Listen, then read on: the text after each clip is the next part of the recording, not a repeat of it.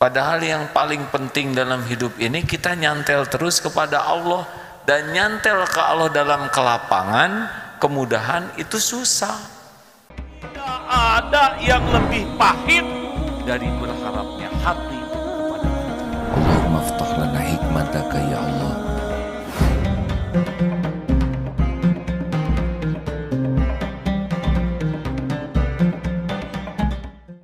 Tibanya saat-saat kesukaran atau kemiskinan serba kekurangan sehingga merasa rendah dan hina diri. Itu sebagai hari raya gembira bagi para murid, yakni orang yang sedang melatih diri untuk taqarrub kepada Allah.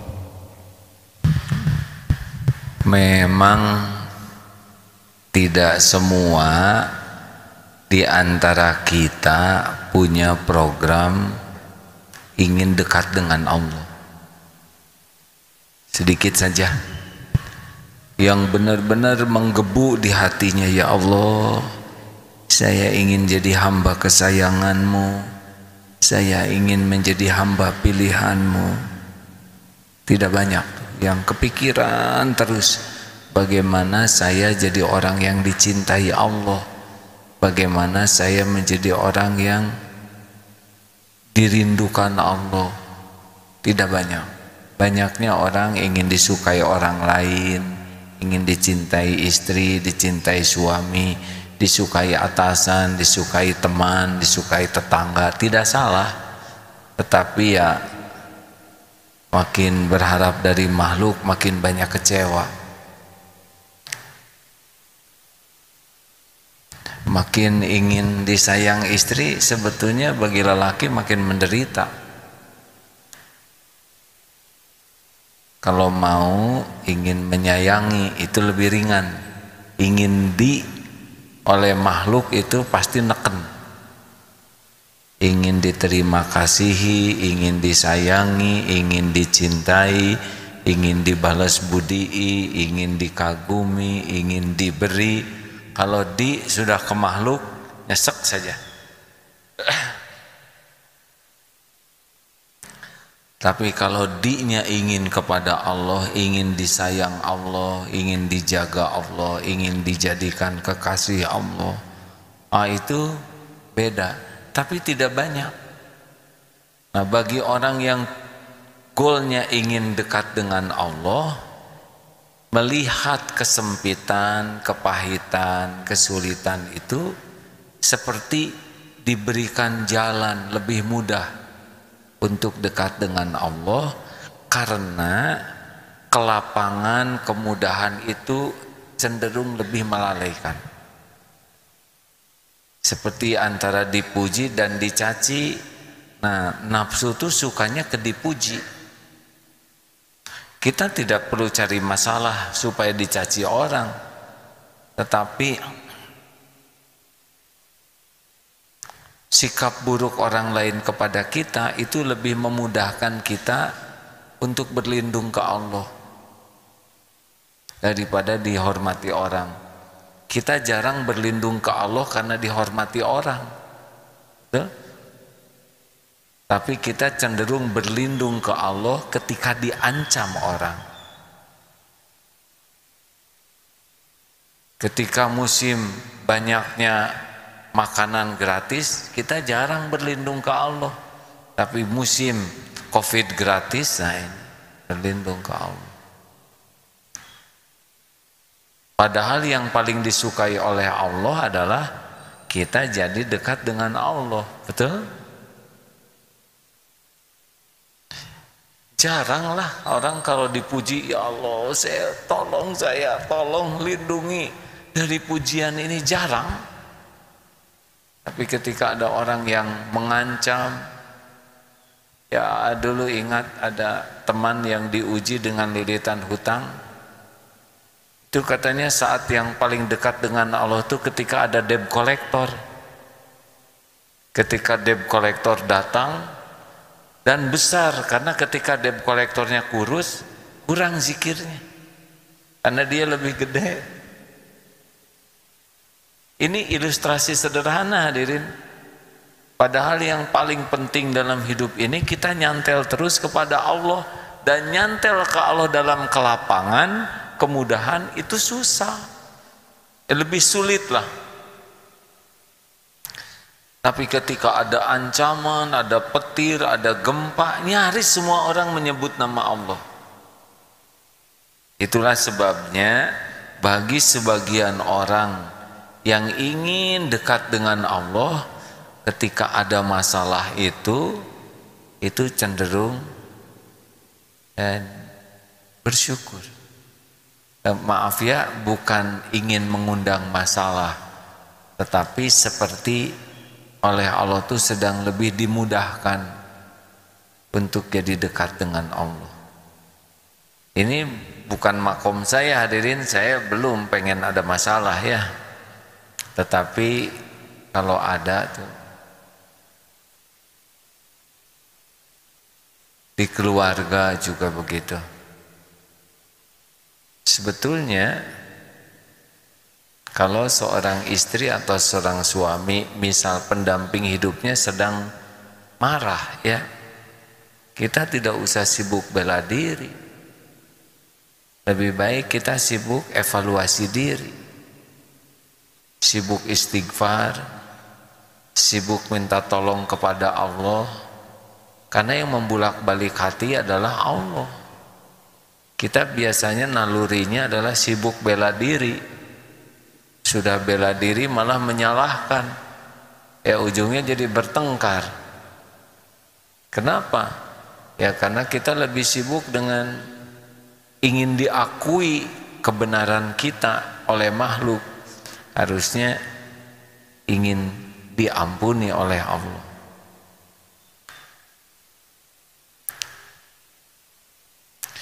Nah, wabah ini sebetulnya sarana yang bagus bagi kita untuk terus berlindung kepada Allah, sebab oleh Allah diciptakan virusnya kecil-kecil. Kalau virusnya sebesar kambing agak lebih mudah menghindarinya ya, dan tidak akan keluar tuh yang mengatakan saya tidak takut ke virus, saya takut ke Allah. Kenapa nyebut begitu? Karena virusnya kecil. Coba virusnya sebesar kambing, ada 5 saja di masjid ini. Nah, adanya ancaman seperti sekarang ini, plus virusnya juga kecil, plus juga vaksin oleh Allah belum diizinkan ditemukan, harusnya ini momentum yang bagus untuk membuat kita terus-menerus berlindung kepada Allah. Karena yang tahu virus itu di mana ya Allah. Yang bisa membuat virus itu kena ke kita juga izin Allah.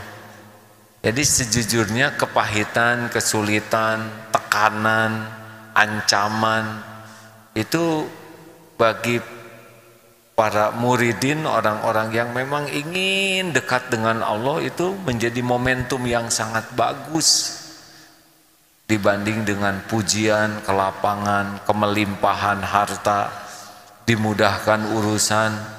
Itu dimudahkan urusan tuh ujian, hadirin. Ada kalanya jadi ujub. Baru aja saya tahajud 2 rakaat udah beres urusan. Wah, padahal tahajud dia mau kemana ada jelek ya. Jadi jangan berburuk sangka kepada kepahitan. Jangan berburuk sangka kepada suasana yang tidak enak, karena di sanalah kita bisa menemukan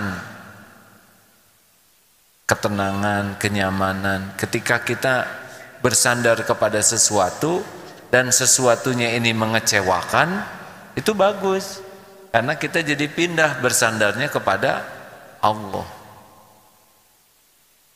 Punya teman kaya, dimintai tolong tidak mau nolong, itu bagus. Karena setiap kali kita minta tolong dan ditolong oleh dia, bisa jadi dia tuh yang nyantel di hati kita kalau ada masalah.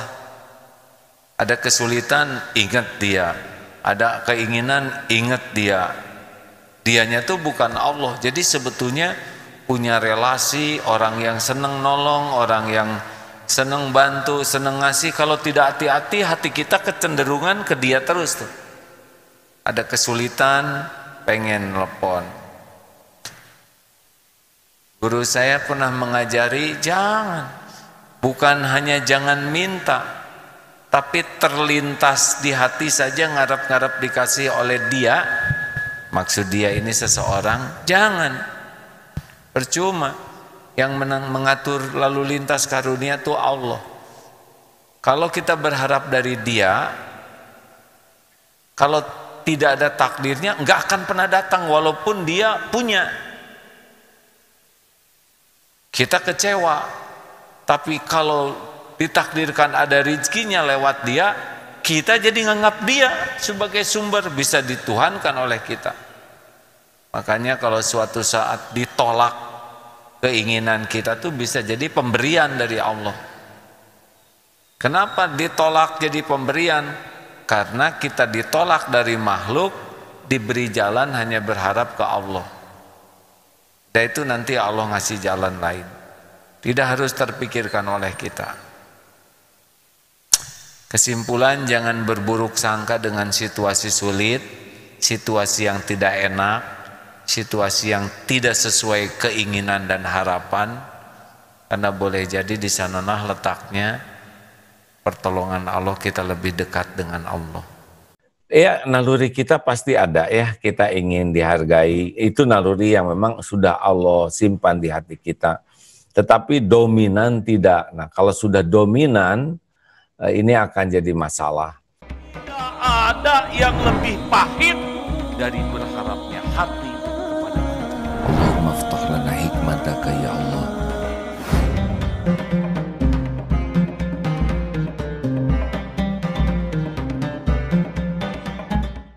Memang ada satu rahasia utama, yaitu hati itu hanya bisa disentuh oleh hati lagi. Hati yang bagaimana? Hati yang tulus. Kalau kita simak di dalam surat At-Taubah ayat 128 ya. Ini menarik karena AA melihat begitu saja sudah tersentuh, apalagi kalau mengingat Rasulullah SAW. Beliau semua tutur katanya, semua perilakunya murni datang dari keikhlasan, kerendahan hati, kasih sayang, sehingga betul-betul ribuan tahun lewat nih, dari 1400 tahun yang lalu, ribuan kilometer dari tanah Arab, Jazirah Arab, tembus ke Indonesia, tembus ke hati kita sekarang. Bagaimana kita tidak pernah lihat tayangannya, tidak ada videonya, tidak ada suaranya, tidak ada fotonya, tapi ada di hati kita. Dan kita menjadi follower yang setia ini. Apa ini? Oh, rupanya memang segalanya harus datang dari hati. Hati yang tulus, hati yang penuh kasih sayang. Ini akan coba lihat ya, At-Taubah ayat 128. Sahabatku sekalian, a'udzubillahi minasyaitonirrajim. Laqad ja'akum rasulun min anfusikum azizun 'alaihi ma 'anittum harisun 'alaikum bil mu'minina raufur rahim. Sungguh telah datang kepadamu rasul dari kaummu sendiri yang terasa berat olehnya penderitaanmu. Nah, ini artinya empati, kepekaan, kebersihan hati, kemudian sangat menginginkan keimanan dan keselamatan bagimu. Rasulullah tuh kalau lihat orang tuh ingin orang tuh bahagia, ingin orang itu beriman, ingin selamat dunia akhirat. Jadi kalau lihat orang tuh keinginannya ingin baik aja bagi orang lain. Dan beliau bil mu'minina raufur rahim, amat belas kasih lagi penyayang terhadap kaum beriman. 3 kunci untuk membuat hati kita lembut, yaitu memang 1, peka. Peka sekali terhadap keadaan, situasi orang lain. Sehingga ada rasa gitu melihat orang. Lihat pedagang, misal kita lihat pedagang yang kurang laku dagangannya, ada di hati tuh, duh, gimana kalau barang-barangnya enggak laku, mungkin besok busuk. Nah, dari sana aja sudah sebuah awal kita akan berbuat baik, karena kita udah empati. Beda dengan orang yang tidak punya empati. Rasain lu bangkrut. Nah, seperti itulah Orang yang tidak empati dengan keadaan orang lain, nah ini biasanya dekat dengan perbuatan zolim. Tapi kalau kita bisa meraba, memahami keadaan orang lain, ada di hati kita tuh keinginan untuk bisa minimal kerasa beratnya penderitaan orang, kerasa susahnya. Ini penting hadirin, karena kepekaan hati inilah awal seseorang bisa berbuat dan berjuang. Jadi awal orang bisa peduli. Makanya harus dilatih. Nah, kepekaan ini agak sulit tumbuh kalau kita lihatnya terus-terusan kepada yang di atas kita. Misalnya terus-menerus lihat yang kaya raya, terus-menerus lihat yang hedonisme, terus-menerus. Kalau udah konsistennya seperti itu, maka hilang kepekaan ini. Gaul dengan orang-orang yang populer, gaul dengan orang-orang para pejabat terus-menerus. Pokoknya kalau sudah ke atas tidak. Makanya wasiat Rasulullah SAW kepada Salman Al-Farisi yang pertama, bergaullah dan cintailah orang miskin. Itu yang pertama tuh. Yang kedua, lihatlah ke bawah. Jangan melihat ke atas. Artinya melihat dunia ini jangan ke atas terus, nanti tersandung dan atau masuk jurang, ya. Nah, sahabatku sekalian, menghidupkan hati seperti ini merupakan langkah awal yang harus kita lakukan. Nah, tadi kuncinya itu harus banyak bergaul dengan orang yang du'afa dan mencintai mereka. Lalu yang kedua wasiatnya adalah melihat ke bawah, jangan terlalu sering melihat ke atas. Yang kedua yang tadi harisun alaikum, maaf tadi yang kedua tuh sangat menginginkan keselamatan bagimu, ya. Rasulullah kalau lihat orang non-Islam tuh sangat ingin mereka dapat hidayah, sehingga pada waktu ada Yahudi meninggal, Rasul kan berdiri tuh, kata orang itu, Rasulullah mereka orang Yahudi. Rasulullah pernah berucap juga, oh seorang lagi tidak selamat, begitulah. Jadi keinginan lihat orang lain dapat hidayah, keinginan orang yang berdosa bisa tobat, keinginan lihat orang yang salah bisa memperbaiki diri, keinginan lihat orang-orang yang tidak tahu jadi tahu, keinginan melihat orang yang fakir jadi mampu. Nah, inginnya tuh semuanya menjadi lebih baik. Dan yang ketiga inilah action, ya. Kalau yang tadi kepekaan, yang kedua kepedulian, yang ketiga adalah berbuat, sekecil apapun berbuat. Maaf hadirin kalau disambung-sambung ya, karena tidak ada contoh bagi kita yang terbaik selain contoh Rasulullah SAW. Dan fakta-fakta di sekitar kita bisa rasakan. Ketulusan tanpa pamrih, bukan ingin dipuji, bukan ingin dikagumi, bukan ingin ya, naluri kita pasti ada ya, kita ingin dihargai. Itu naluri yang memang sudah Allah simpan di hati kita. Tetapi dominan tidak. Nah, kalau sudah dominan, ini akan jadi masalah. Kalau sudah dominannya kita sibuk, ingin dinilai, dipuji, dihargai, mungkin 100%, lepas dari keinginan itu dari makhluk, itu tingkatan sangat tinggi lah ya. Tinggal berapa persennya ini. Kalau lebih banyak ingin dipuji oleh manusia, maka terjadilah rekayasa kata-kata, rekayasa perbuatan yang membuat ya begitu nggak nyaman saja. Tetapi dominannya. Nah, kita terus sekarang berusaha mendominankan hati kita itu, ya udah melepas diri dari keinginan dipuji makhluk menjadi ingin dipuji Allah. Dari keinginan dihargai makhluk menjadi keinginan dihargai Allah. Dari keinginan dibalas budi oleh makhluk dengan dibalas budi oleh Allah.